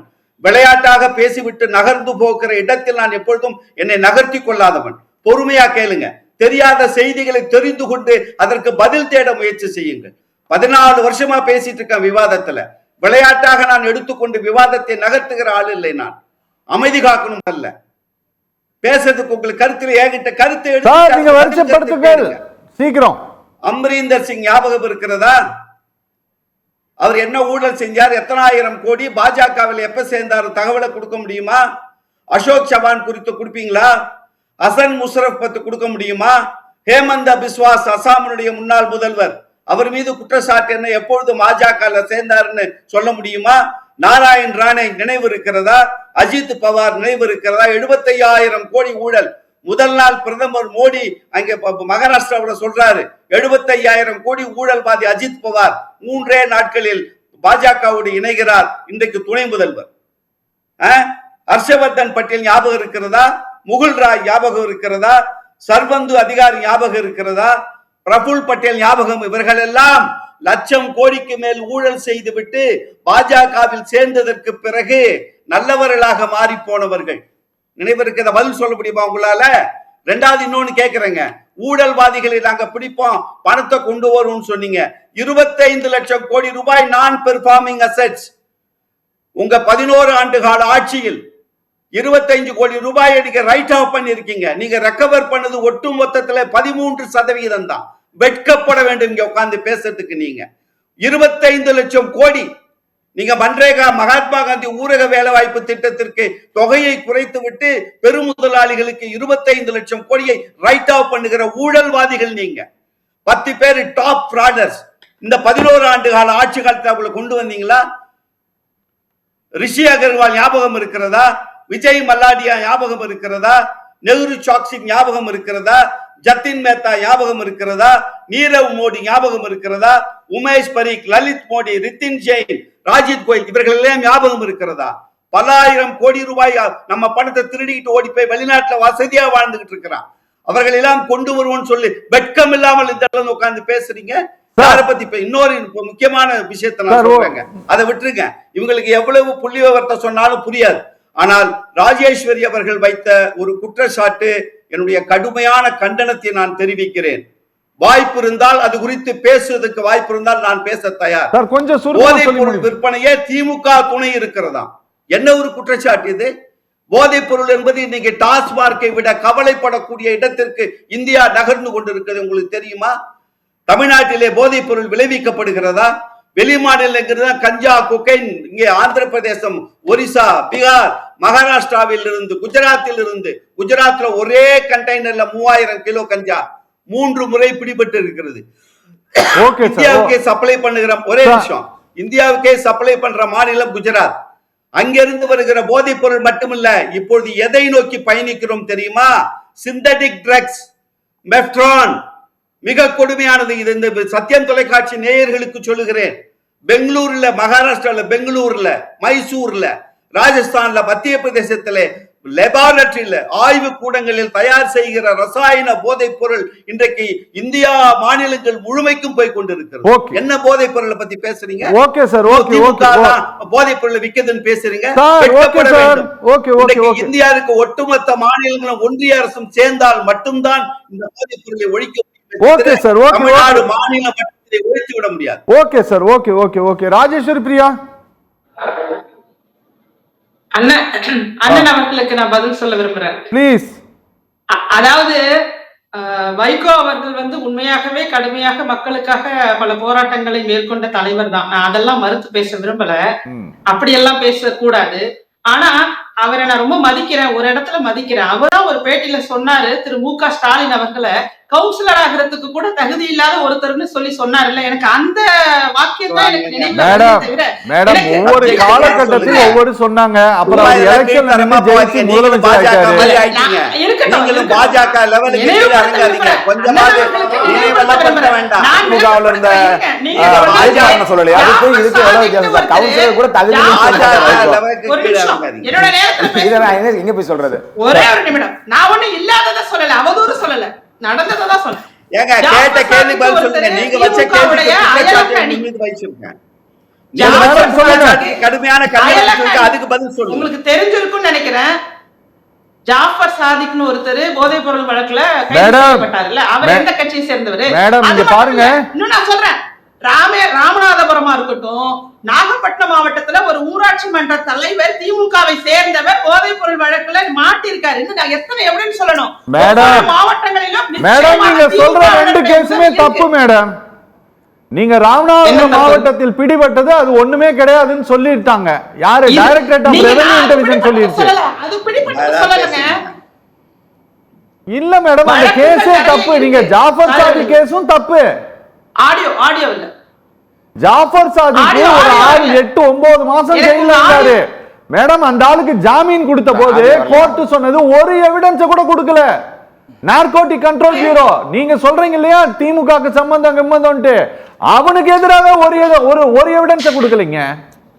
ஏங்க அந்த எவிடன்ஸ் கொடுக்கறதுனால அவர் குற்றவாளி இல்லைன்னு ஆக மாட்டாருங்க. அவருக்கு முகாந்திரம் இல்லாம தான் அவர் கைது செய்ய முடியுமா? அவர் ஒரு தொழிற்சாலை வச்சிருந்தாரு, அதுல போதைப் பொருள் இருந்துச்சுன்னு நீங்க சொன்னதெல்லாம் பொய்யா? மேடம் அதெல்லாம் பத்திரிகைகள் சொன்னது மேடம், கோர்ட் ரெக்கார்ட்ல இல்ல. Power will make anything. நான் ஒண்ணும் சொல்ல விரும்பல. அண்ணன் அவர்கள் சொன்னது வந்து உண்மையா இல்லையாங்கிறது இன்னும் மேடம் அந்த கேஸ் நான் ரொம்ப ரொம்ப மைனூட்டா வாட்ச் பண்ணோம் மேடம். அதனால நான் சொல்றேன், அந்த வழக்குல ஸ்பெஷல் கோர்ட்டு நார்கோட்டிக் NDPS ஓட ஸ்பெஷல் கோர்ட்டு ஒரு சிங்கிள் எவிடன்ஸ் கூட NCB கொடுக்கலங்கிற அடிப்படையில தான் கிரவுண்ட்ல தான் அவருக்கு ஜாமீனே கொடுத்தாங்க. ஜாமீன் கொடுத்தாலும் அவர் குற்றவாளி இல்லை அப்படின்னு இன்னும் தீர்ப்பு வரல மேடம். ஜாமீனே கிடைக்க கூடாது மேடம் அந்த கேஸுக்கு. இருக்கட்டுங்க, ஜாமீன் உடனடியா கிடைக்கல. நீங்க 6 மாசம் நீங்க போதைப் பொருள் வழக்கு கஞ்சா கடத்தினாலும் 3 கிலோ கடத்தினாலும் 2 கிலோ கடத்தினாலும் இன்னும் நீங்க படிச்சிருக்கீங்க. சரி, தீர்ப்பு வந்துட்டா அவர் நிரபராதின்னு, ஜாஃபர் சாதிக் நிரபராதின்னு தீர்ப்பு வந்துட்டா உங்க பாணிக்கு வர நீங்க தானே சொல்றீங்க நீதிமன்றம் சொல்லிட்டா அவங்க கன்விக்ட் பண்ணிட்டாங்களான்னு. அப்ப இவரை வந்து தீர்ப்பு கொடுத்துட்டாங்களா இவர் நிரபராதின்னு? இல்ல இல்ல. அப்ப நம்ம ஒரு விஷயம் நிறைய நடந்துகிட்டு இருக்கு. தமிழகத்துல பயப்படுறாங்க மக்கள். திமுகவினருக்கு பயந்து போய் தான் வெளியில சொல்லாம இருக்காங்களே தவிர கண்டிப்பாக இவர்களுடைய ரவுடிசமும் இவர்களுடைய ஊழலும் இவர்களுடைய நடவடிக்கைகளும் நிச்சயமாக அதிகார துஷ்பிரயோகத்தோட தான் நடந்துட்டு இருக்கு. நீங்க என்னதான் வந்து ஒரு கல்வி ஒரு லேப்டாப் கொடுக்கறதுக்கும் சினிமா நடிகரை கூப்பிடுறீங்க, கல்வி விழா நடத்தினாலும் சினிமா நடிகரை கூப்பிடுறீங்க. நீங்க அவர்களை கூப்பிட்டு உங்களோட ப்ரமோஷன் தான் நீங்க அதிகப்படுத்துறீங்க, விளம்பரங்களை அதிகப்படுத்திட்டு இருக்கீங்களே தவிர தமிழகத்துல நீங்க எந்த விதமான ஒரு விஷயத்தையும் உண்மையாக செய்யல. எல்லாமே கண் துடைப்பு, ஆசிரியர்களுக்காக கண் துடைப்பு. இப்ப திரும்ப ஜாக்டோஜியா வந்துட்டாங்க, போராட்ட களமாக தான் மாறி இருக்கு. அண்ணன் அவர்கள் சொன்னாங்க தூய்மை பணியாளர்கள் போராடினாங்கன்னு. ஆமா போராடினாங்க, ஆனா இப்ப ஏன் போராடினாங்க தெரியுமா? பொய்யான வாக்குறுதிகளை திமுக கொடுத்துட்டுங்கிறதுனால தான் இப்ப போராடுறாங்க. ஓகே, வாக்குறுதிகள்ல பொய் இருக்கு, அதை நீங்க ஏத்துக்கணும்ல. சரி, நான் வடிவேலுக்கு போயிடுறேன். வடிவேலு நீங்க சொன்னாரு மதிமுக வந்து காரை செல்வராஜ் சார் சொல்லும்போது சொன்னாப்ல இவங்கள நான் இருக்கா அவங்கள நான் இருக்கா. அதே தான் நான் திரும்ப கேட்கிறேன். இந்த நாடு கதிகலங்குன 2G ஊழல்ல வந்து கனிமொழி ஞாபகம் இருக்கா? திமுகவோட கனிமொழி ஞாபகம் இருக்கா?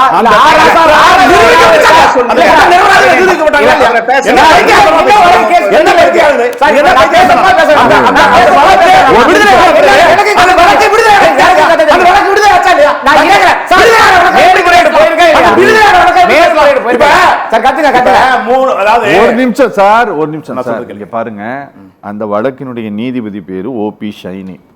இப்ப நான் என்ன ஒரே ஒரு கேள்வி சார், ஒரே ஒரு நிமிஷம். நடக்கலையா? எங்க நடக்குது? மேல்முறையீடு போயிருக்கா? எங்க போச்சு? எங்க போச்சு? மேல்முறையீடு போயிருக்கா?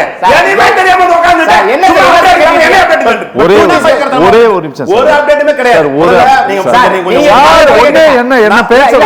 என்ன பேச விடுங்க சார். இங்க பாருங்க, அதுக்கு வந்து அப்பீல் போனாங்க CBI. அந்த அப்பீலை இன்னும் கோர்ட் அக்செப்ட் பண்ணவே இல்லை சார். அதான் நான் சொல்றேன். இப்ப சார் ஒரு பட்டியல் போட்டார்ல, அந்த பட்டியல் போடும்போதெல்லாம் நீங்க என்ன பண்ணீங்க? ஏதாவது ஒண்ணுக்காக நீங்க உள்ள புரிஞ்சீங்களா? இப்ப எதுக்கு சார் கத்துறாப்ல? இப்ப எதுவுமே நான் குற்றச்சாட்டு நாங்க குற்றச்சாட்டு பாஜக காரன் எந்த குற்றச்சாட்டு வைக்க கூடாது. இல்ல திமுகவோ இல்ல மதிமுகவோ என்ன குற்றச்சாட்டு வச்சாலும் அமைதியா கேட்போம். நீங்க சார்ஜ் வைங்க, ஆனா அவர் வச்ச சார்ஜ் எல்லாம் என்னோட கருத்தை கேட்க கூடாது. நான் கத்துவேன் அப்படின்னா என்ன அர்த்தம்? இல்ல நீங்க தாராளமா சொல்லுங்க. நான் கருத்தை சொல்லல. சரி, ஒரே ஒரு நிமிஷம் இல்லங்க சார், கொஞ்சம் விடுங்க சார். அப்புறம் உங்களோட எதிர்க்கருத்தை நீங்க சொல்லுங்க சார். சரி, நீங்க சொல்லுங்க சார். நேஷனல் ஹெரால்ட் ஊழல் வழக்கு நடந்துகிட்டு இருக்கு. ராகுல் காந்தி அவங்க ஞாபகம் இருக்கா? இல்ல சோனியா காந்தி நடந்துருக்கா? குற்றப்பத்திரிகை தாக்கல் பண்ண சொல்லிருக்காங்க. அதெல்லாம் உங்களுக்கு ஞாபகம் இருக்கான்னு தெரியல. இப்போ இங்க வந்து உள்துறையில வந்து ஊழல் நடந்திருக்கு. யாரு குற்றப்பத்திரிகை தாக்கல் செய்ய சொல்லி? அதாவது நேஷனல் ஹெரால்ட் வழக்குல வந்து குற்றப்பத்திரிகையை தாக்கல் பண்றதுக்கு எந்த ஒரு தாக்கல் பண்ணலாம் அப்படின்னு சொல்லிருக்காங்க. யார் சொல்லிருக்காங்க? கோர்ட் சொல்லிருக்கு சார். சார் ஹைகோர்ட், டெல்லி ஹைகோர்ட்ல சொல்லிருக்காங்க. என்ன சொல்லிருக்காங்கன்னா, நீங்க வந்து நேஷனல் ஹெரால்ட் வந்து நீங்க தொடருங்க அப்படின்னு சொல்லியாச்சு. EDக்கு தொடர சொல்லிருக்காங்க. இது வந்து நீங்க பார்க்கலன்னா நான் ஒண்ணும் பண்ண முடியாது சார். இது வந்து கடந்த ஒரு 10 நாளைக்கு முன்னாடி வந்த தீர்ப்பு. நீங்க வந்து எந்த ஒரு தடங்களும் கிடையாது. நேஷனல் ஹெரால்ட் வழக்க வந்து தொடரலாம் அப்படின்னு சொல்லி ED தொடர சொல்லியிருக்காங்க. ஓகேங்களா? அதனால வழக்குகள் வந்து எல்லா இடத்துலயும் தான் இருக்கு. நீங்க தீர்ப்பு வரணும். நீங்க உங்களுக்கு மட்டும் தான் புலியோரம் தெரியுற மாதிரி பேசாதீங்க. நான் சொல்றேன் புலியோரம் சொல்லுவேன். கொஞ்சம் பொறுமையா இருங்க சார். எப்ப அனுமதி கொடுத்தாங்க? கொஞ்சம் பொறுமையா இருங்க சார். எதுவும் அனுமதி கொடுத்தாங்களா? கொஞ்சம் பொறுமையா இருங்க சார். அவர் சொல்லி முடிச்சிரு. சரி, சொல்லி முடிங்க சார். நான் அதாவது இப்ப நான் வந்து இங்க வந்து வாக்குவாதம் பண்றேன் சார். நான் வந்து ஆரோக்கியமான கருத்தை சொல்ல வச்சிருக்கேன். சார் சொன்னார் புள்ளிவரமா நான் பேசிட்டேன்னு சொல்லிட்டு. தமிழ்நாடு ஏதோ பயங்கரமா இருக்கு, முன்னேறி பேச்சு. நான் அதே தான் சொல்றேன். நாட்டோட மொத்த முதலீடுகள் இழுக்கிறதுல ஆந்திரா வந்து 25.3% இழுக்கிறாங்க. ஓகேங்களா? தமிழ்நாடு இங்கே 4.9% தான் இழுக்கிறாங்க. ஆனால் வந்து தமிழ்நாடு தான் வந்து இந்தியாவிலே அதிகமான முதலீடுகள் எடுத்துகிட்டு போகணுங்க மாதிரி ஒரு பொய் வாக்குறுதிகள் இங்கே கொடுக்குறாங்க. அதே மாதிரி நான் சொல்லிக்கிறேன், ரேஷன் கார்டு வீட்டு ரேஷன் கார்டுக்கு வந்து நாங்கள் வந்து இப்போ மாதம் 1000 ரூபா கொடுத்துட்றோம், இல்லை பொங்கலுக்கு 3000 கொடுத்துறோம் சொல்லி ஒரு ரேஷன் கார்டோட கடன் வந்து இன்னைக்கு ரேஷன் கார்டு ஒரு குடும்பத்தில் வந்து கடன் வந்து 4,54,000 ரூபா ஒரு குடும்பத்துக்கு கடன் ஏறி நிற்கிது. இதுதான் தமிழ்நாடு அரசாங்கம். இந்தியாவிலே அதிக கடன் வாங்கின மாநிலமாக தமிழ்நாடு தான் இருக்குது. இந்தியாவிலே ஒரு டார்கெட் வச்சு மத வந்து நடத்தக்கூடிய மாநிலமாக தமிழ்நாடு தான் இருக்குது. நாங்கள் பாரதிய ஜனதா கட்சி மோடி என்ன நினைக்கிறாரு, இன்னும் அடுத்த வருஷத்தில் புல்லட் ட்ரெயினை கொண்டுட்டு வந்துடணும், பறக்கும் ரயிலை கொண்டுட்டு வந்துடணும், வந்தே பாரத் ரயிலில் வந்து படக்கு மசூதியில் கூட வந்தே பாரத் ரயிலில் கொண்டுட்டு வந்து சொல்லி நாட்டை வந்து வளர்ச்சி பாதையில் கொண்டு போயிட்டு இருக்காங்க. திமுக கிட்ட என்ன இருக்கு அப்படின்னு கேட்டோம்னா பாட்டிலுக்கு 10 ரூபா, சாராய பாட்டில் திரும்பி கொடுத்தா 10 ரூபா திட்டம் இருக்கு அப்படிங்கிறாங்க. இதெல்லாம் நீங்க புள்ளிவரமா பேசினா என்ன வேணாலும் சொல்லலாம். அவர் சொன்னார் தேர்தல் வாக்குறுதியில் 65% இது நிட்டம் சொல்லி. நான் சொல்றேன் பெட்ரோல் டீசலுக்கு 5 ரூபா நாங்க குறைக்கிறோம்னு சொன்னாங்க. திமுக குறைச்சிட்டாங்களா? நீட்டை ரத்து பண்றோம் நாங்க குறைச்சிட்டாங்களா? இல்ல ரத்து பண்ணிட்டாங்களா? கல்வி கடன் ரத்து பண்றோம் நாங்க ரத்து பண்ணிட்டாங்களா? கேஸுக்கு மானியம் நாங்க 100 ரூபா கொடுக்குறோம் நாங்க கொடுத்துட்டாங்களா? இல்ல மாதந்தோறும் மின் கட்டணம் அளவீடு முறை கொண்டாடுறோம் நாங்க கொண்டு வந்துட்டாங்களா? அதெல்லாம் நீங்க சொல்லுங்க. 3 லட்சம் இளைஞர்களுக்கு வேலை வாய்ப்பு கொடுக்குறோம் நாங்க, அதெல்லாம் கொண்டு வந்துட்டாங்களா? அதுக்கெல்லாம் என்ன புள்ளிவரம் பேசினா நாங்களும் பேசுறோம் புள்ளிவரம். இதெல்லாம் நீங்க பண்ணிட்டீங்களா? 505 தேர்தல் வாக்குறுதிகள் கொடுத்தீங்க. எத்தனை தேர்தல் வாக்குறுதிகள் நீங்க நிறைவேற்றீங்கன்னு சொல்லுங்க பாப்போம். தேர்தல் வந்துருச்சு, 4.25 வருஷம் ஆச்சு, இன்னும் 2 மாசம் தான் தேர்தல். நீங்க மட்டும் புள்ளிவரமா இதெல்லாம் சொல்லிட்டோம். எல்லாருக்கும் தெரியும் சார், மக்களும் பார்த்துக்கிட்டு தான் இருக்காங்க. அதனால திமுக இங்க வந்து பெரிய இந்த ஆட்சி பண்ணிட்டோம் அந்த ஆட்சி பண்ணிட்டோம்லாம் இங்க வந்து கூட்டணி கட்சியில வந்து பேசலாம். ஆனா இங்க ஒண்ணும் நடக்கல. இந்த தேர்தல்ல மக்கள் சொல்ல போறாங்க. ஓகே ப்ளீஸ், நான் நீங்க பேசி முடிச்சீங்கன்னா நான் முடிச்சிருவேன். ரைட். நமோ ஆப்னு ஒரு ஆப் இருக்கு, அது விடுங்க, நீங்க வேற வாங்க. இல்ல அதை நான் முடிச்சிடறேன். அந்த ஆப்ல சென்ட்ரல் கவர்மெண்ட் சார்பா ஒரு கட்சி, பாஜகன்ற கட்சி வந்து நிதி வாங்கியிருக்கு. அந்த ஆப்ல எவ்வளவு ஊழல் நடந்திருக்குன்னு இதுவரையிலும் யாராலையும் கண்டே பிடிக்க முடியல. அவ்வளவு பெரிய தொகை நடந்திருக்கு. இதுக்கு பதில் இருக்கா? கிடையாது. போற போக்குல எதனாலும் பேசிட்டு போலாம். போற போக்கலாம் இல்ல, இதுக்கு எவிடன்ஸ் இருக்கு, நிறைய எல்லாருக்கும் தெரியும். இதுக்கு எவிடன்ஸ் இருக்கு, யாரும் பேசுறதுக்கு தயாரா இல்ல. நான் பேசுறேன். நமோ ஆப்ல ஊழல் நடந்திருக்கா இல்லையா? இப்ப நீங்க நடந்திருக்கு யார் நடந்திருக்கு? நான் சொல்றேன், கற்பனையில 5 திட்டங்கள் நிதி வந்து வாங்கலாம். சார் நீங்க வேற மேட்டருக்கு வாங்க. நீங்க அதை ஏன் பேசிட்டு இருக்கீங்க? அதுல நான் தான் பெட்டிஷனர், அதனால சொல்றாரு. சரி, உத்தரப்பிரதேசத்துக்கு கடந்த ஆண்டு கொடுக்கப்பட்ட நிதி எவ்வளவு தெரியுமா? 3,70,000 கோடி. 3,25,000 கோடி. தமிழ்நாட்டுக்கு 70,000 கோடி. நீங்க தமிழை எடுத்து வச்சு நாங்க கொண்டாடுறோம், தமிழ்நாட்டுக்கு நாங்க அவ்வளவு நிதி கொடுத்துட்டோம். கடன் அளவு பத்தி பேசுறதுக்கு உங்களுக்கு என்ன தகுதி இருக்கு? முதல்ல கடன் அளவு பேசணும்னா நிதி ஈக்குவலா ஷேர் பண்ணணுமா இல்லையா? நீங்க கொடுத்திருக்க நிதி கிட்டத்தட்ட 5 ஒரு பங்கு. மத்திய ஒன்றிய அரசாங்கத்தோட பட்ஜெட்டை தமிழ்நாடுன்ற பேரே கிடையாது. யாருக்கு ஓரவஞ்சகம் பண்ணிட்டு இருக்கா? இப்ப வரும்போதெல்லாம் தமிழை வந்து ஊருகா மாதிரி தொட்டுக்கிட்டு நான் தமிழனா பிறக்கல வருத்தப்படுறேன். சமஸ்கிருத வளர்ச்சிக்கு நீங்க கொடுத்திருக்க நிதி 2,500 கோடி. தமிழ் வளர்ச்சிக்கு அதே நீங்க கொடுத்திருக்க நிதி 160 கோடி. 2,500 கோடி எங்க இருக்கு? 160 கோடி எங்க இருக்கு? இதுவரையிலும் மீண்டும் தமிழை திருக்குறள்ல பேசுறது, தமிழ்நாட்டுக்கு வந்த பிறகு தமிழனை ஏமாத்துறது. ஆதிச்சநல்லூர் கல்வெட்டுல ஆதித்தமிழன் வந்து இரும்ப பயன்படுத்தியிருக்கான் அப்படின்ற ஆராய்ச்சி செஞ்சு அனுமதி கேட்டா அந்த அனுமதி இது நாள் வரையிலும் கொடுக்க மறுக்கிறீங்க. ஏன்? இது அங்க உங்களோட அங்க இருக்கிற உங்களோட அடையாளம் அளிக்கப்பட்டுரும், தமிழன் முன்னாடி வந்துருவான்ற அந்த ஒரு பயத்துக்கு தான். இது நாள் வரையும் தமிழனோட அடையாளத்தை தேடி அளிக்கிறீங்க. எந்த அடையாளமும் நீங்க கொடுக்க தயாரா இல்ல. இந்த விஷயத்தை நீங்க திரும்ப சொல்லிட்டு இருக்கிறீங்க இல்லையே, இது வந்து கலாச்சாரத்தை பாதுகாப்பதற்காகவும், பண்பாட்டை பாதுகாப்பதற்காகவும், மொழியை பாதுகாப்பதற்காகவும், உரிமைகளை பாதுகாப்பதற்காகவும் அந்த இடத்துல இன்னைக்கு டிஎம்கே இருக்கு, அதனால திமுக தான் ஆட்சிக்கு வரணும்னு நீங்க சொல்றீங்க இல்லையா? இது மக்கள் மத்தியில் இது எடுபடுதுன்னு நினைக்கிறீங்களா நீங்க? கட்டாயம் இவர்கள் வைக்கக்கூடிய குற்றச்சாட்டுக்களை எல்லாம் ஓவர் கம் பண்ணிட்டு வந்து அவர் வைக்கிறது குற்றச்சாட்டே கிடையாது. அவங்க வைக்கிறதுக்கான குற்றச்சாட்டுக்கான தரவு ஏதாவது இருக்கா? ஒன்றும் கிடையாது. நான் சொல்றேன், தமிழ்நாடு அது பதில் இருக்கா? பதில் இருக்கா? என்ன பட்ஜெட்ல தமிழ்நாடுன்ற பேரே கிடையாது சார். இருக்கா? பதில் இருக்கா? கேள்வி பதில்.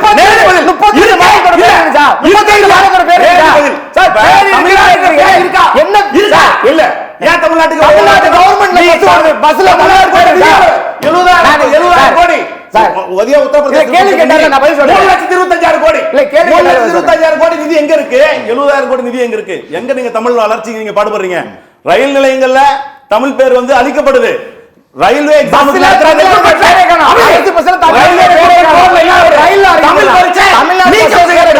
தமிழ ஒரு இடத்துல நீங்க அடிச்சிட்டு இருக்கீங்க, தமிழோட அடையாளத்தை அளிக்கிறீங்க. சமதர்ம பூமின்னு சொல்லிட்டு இருக்கிற இடத்துல நீங்க மதக்கலவரத்தை உண்டு பண்றதுக்கு எல்லா வேலையும் செய்றீங்க. கேட்டா இந்துக்களுக்கு எதிராக திமுக அரசு செயல்படுதுன்றீங்க. எந்த இடத்துல இந்துக்களுக்கு எதிராக திமுக அரசு செயல்படுது? கிட்டத்தட்ட 8000 கோயில்களுக்கு மேல கும்பாபிஷேகம் இருக்கு. கிட்டத்தட்ட 8 லட்சம் கோயிலுக்கு மேல 8000 சேகர்பாபு 3000 கோயில் சொல்றாரு சார். இவர் 8000 கோயில் ஏதாவது சேகர்பாபு 3000 கோயில் சொல்றாரு அமைச்சர். இல்ல உங்களுக்கு ஒரு இந்தியாவில் இருக்கிற அமைச்சர் என்ன பேசுறாருங்கிறத 2 நாளைக்கு முன்னாடி பார்த்தோம். என்ன ஒரு வார்த்தையை விட்டார் அப்படிங்கறத பார்த்தோம். அவரே சொல்றாரு 3000 அமைதியாருங்க 8000 கோயில்களுக்கு மேல கும்பாபிஷேகம் பண்ணி புனரமைச்சு கோயிலோட நிலம் மீட்கப்பட்டு இது எல்லாத்தோட குமுலேட்டிவ் ரேஷியோ நான் சொல்லிட்டு இருக்கேன். கோயிலோட நிலம் மீட்கப்பட்டிருக்கு, கோயில் கும்பாபிஷேகம் செய்யப்பட்டிருக்கு. எந்த இடத்துல திமுக அரசு இந்துக்களுக்கு எதிராக செயல்பட்டு இந்துக்களுக்கு எதிராக செயல்பட்டு இந்து முஸ்லிம் பிரச்சனை மதவாத பிரச்சனை இனவாத பிரச்சனையை உண்டு பண்ணி தமிழ்நாட்டுக்குள்ள எப்படியாவது உள்ள வந்துடணும் பாஜக ரொம்ப நாள் திட்டமிட்டு இருக்கு. அந்த திட்டம் எப்பொழுதும் ஈடேறாது. தொடர்ச்சியா பாஜக இந்த மண்ணில் விரட்டி அடிக்கப்பட்டுட்டே தான் இருக்கும். காரை செல்வராஜ் சார், நான் முடிக்கிறேன், ஏதாவது சொல்லணுமா? உண்மையாக கொஞ்சம் சுருக்கமா ஏதோ இன்வெஸ்ட்மெண்ட்லாம் ஆந்திராவுக்கு தெலுங்கானாவுக்கு நிறைய வந்துச்சு, தமிழ்நாட்டுல ஏதாவது தகவலை தெரிஞ்சுக்கிட்டு பேச சொல்லுங்க. நான் சொல்றேன் புள்ளி விவரம். ஃபாரின் டைரக்ட் இன்வெஸ்ட்மெண்ட் அதிகமாக வந்திருக்கிறது தமிழ்நாடு. வேலை வாய்ப்பை பத்தி பேசினாரு, தரவுகளை போய் தேடுங்க. எம்ப்ளாயீஸ் ப்ராவிடென்ட் ஃபண்ட் ஆர்கனைசேஷன் கொடுத்திருக்கிற தகவல் இது எம்ப்ளாயீஸ் ப்ராவிடென்ட் ஃபண்ட் ஆர்கனைசேஷன் 4.5 ஆண்டுகால ஆட்சியில் 52 லட்சம் வேலை வாய்ப்புகள் உருவாக்கி இருக்கிறார்கள் இபிஎஃப் படி. அதுல ஆண்டுக்கு 10 லட்சம் வேலை வாய்ப்பு என்பது 12.4 லட்சம் வேலை வாய்ப்பை உருவாக்கி இருக்காங்க. தீபாவளிக்கு வாழ்த்து சொல்லுங்கன்னு கேக்குறாங்க. முதல்வர் எல்லா பண்டிகைகளுக்கும் வாழ்த்து சொல்லணும், எல்லாருக்கும் வாழ்த்து சொல்லணும். ஏன் முப்பாட்டன் ராவணனை கொன்னுட்டு நீ தலையில எண்ணெய் தேய்ச்சி குளிச்சு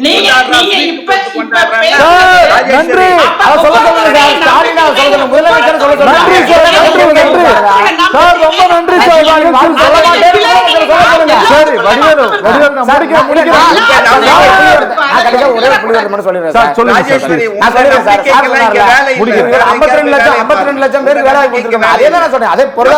ஒடிசா முதலீடு 13.1% முதலீடு எடுத்திருக்காங்க. மகாராஷ்டிரா 12.8%, தமிழ்நாடு வெறும் 4.9%. இவ்வளவுதான் முதலீடு எடுத்திருக்காங்க. இந்த முதலீடை எடுத்து வச்சுட்டு